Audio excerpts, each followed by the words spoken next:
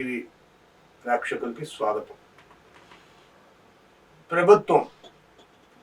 ప్రస్తుత ప్రభుత్వం ఎవరైతే ఉంటే వాళ్ళు తమకు ఇష్టారాజ్యంగా ఐఏఎస్లని ఐపీఎస్లని స్థానచలనాలు చేయటం చాలా మామూలైపోయింది. పాపం ఈ అధికారులు ప్రభుత్వ పెద్దలకి తొత్తులుగా పనిచేస్తున్నారంటానికి క్షమించాలి ఈ మాట మేము వాడినందుకు. కొంతమంది ఆఫీసర్లు అధికారుల ప్రోద్బలంతోనూ స్థానిక నాయకులతోనూ ఒత్తిళ్లకు గురయ్యి వాళ్ళు చెప్పినట్టుగా నడుస్తున్నారు అంటానికి ఎటువంటి సందేహం లేదు. ఉదాహరణకు మొన్న తిరుపతిలో జరిగిన సంఘటనే మీకు బాగా గుర్తింపు.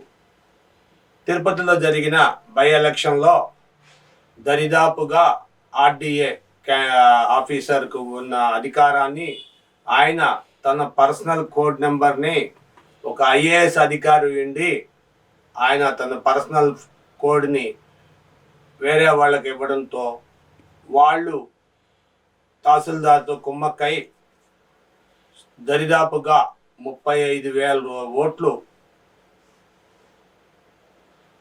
అన్యాక్రాంతంగా ప్రతిపక్షపు ఓట్లు తీసేసి ఒకే ఇంట్లో 1,00,000 ఓట్లు అలా ఇష్టానుసారంగా ఓట్లను వాళ్ళు సొంతంగా డ్రా చేసుకొని ఒక అధికారి తప్పితే ఎవరికి అధికారం ఉండదు ఓటర్ ఐడి కార్డులు ప్రింట్లు బయటకు తీయడానికి.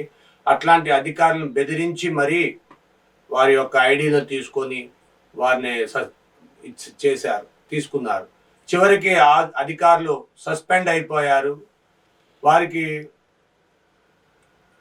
సస్పెన్షన్ ఆర్డర్ ఇచ్చారు.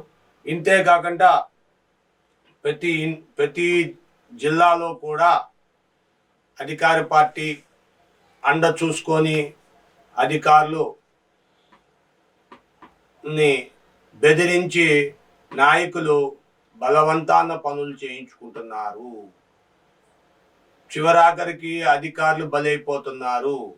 ఐఏఎస్ లేదు, ఐపీఎస్ లేదు, ఎవరైనా సరే తమ మాటలకి తమ చేతలకి లొంగిపోయి మీరు నమ్మినా నమ్మకపోయినా కరెంట్ స్తంభానికి ఓటు రాశారు, వీధిలో పిచ్చి కుక్కకి ఓటు రాశారు, అలాగే మున్సిపాలిటీ చెత్త ఎత్తుకుండే తోపుడు బండికి ఓట్లు రాశారు. ఇలా ఎన్నో ఫామ్ 7 అడ్డం పెట్టుకొని ఎన్నో ఓట్లను తొలగించి ఇష్టారాజ్యంగా అధికారమే ప్రథమం అనే తరహాలో అధికారం కోసం ఎన్ని అడ్డంకులన్నా తొక్కుతున్నారు. ప్రస్తుత ఇది చాలా ఎత్తున ఉధృతంగా ఉన్నది, ఊరూరున జరుగుతుంది. ఎన్నికల కమిషన్ ఒక్కసారి తిరుపతిలో చెక్ చేసి బీజేపీ అభ్యర్థులు కంప్లైంట్ చేయగా కేంద్రంలో అధికారం ఉంది కాబట్టి బీజేపీ అభ్యర్థులు కంప్లైంట్ చేస్తే వాళ్ళపై తిరుపతిలో ఒక్క దాంట్లోనే బయట పెట్టారు. అనేక ప్రాంతాల్లో చాలా దారుణంగా స్థానిక ఓట్లను తొలగించేసి వాళ్ళకు సంబంధిత లేని వాళ్ళు తెలంగాణ వాళ్ళు లేకపోతే ఇంకెక్కడోళ్ళు ఇంకొక ప్రాంతం వాళ్ళని ఇంకో ప్రాంతంలో వాళ్ళని తీసుకొచ్చి ఇక్కడ వేయిస్తున్నారు, ఓట్లు పెట్టిస్తున్నారు.